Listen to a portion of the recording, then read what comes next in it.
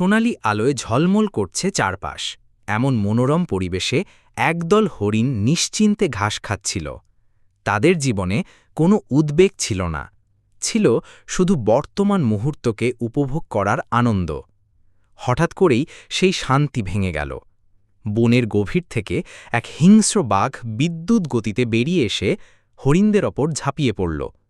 মুহূর্তের মধ্যে সব আনন্দ আর স্পঞ্জস্যতা আতঙ্কে পরিণত হল।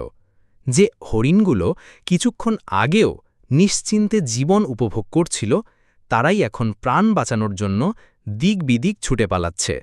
তাদের চোখের সামনেই সঙ্গীদের ওপর নেমে এলো নির্মম আক্রমণ। সুন্দর সকালটি নিমেষেই এক রক্তাক্ত ও ভয়ঙ্কর অধ্যায়ে পরিণত হল। এই ঘটনাটি আমাদের মানব জীবনেরই এক প্রতিচ্ছবি।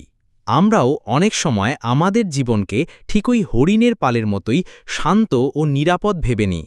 আমাদের পরিবার, বন্ধুবান্ধব, কাজ আর ছোট ছোট আনন্দ নিয়ে আমরা এক সুন্দর পৃথিবী গড়ে তুলি। কিন্তু হঠাৎ করেই কোনো এক অপ্রত্যাশিত ঝড়ের মতো জীবনে নেমে আসে সংকট। তা হতে পারে কোনো দুর্ঘটনা, গুরুতর অসুস্থতা, আর্থিক বিপর্যয় বা প্রিয়জনকে হারানোর মতো বেদনাদায়ক ঘটনা। তাই আমরা যে অবস্থাতেই থাকি না কেন, সকল পরিস্থিতির জন্য আমাদের প্রস্তুত থাকতে হবে।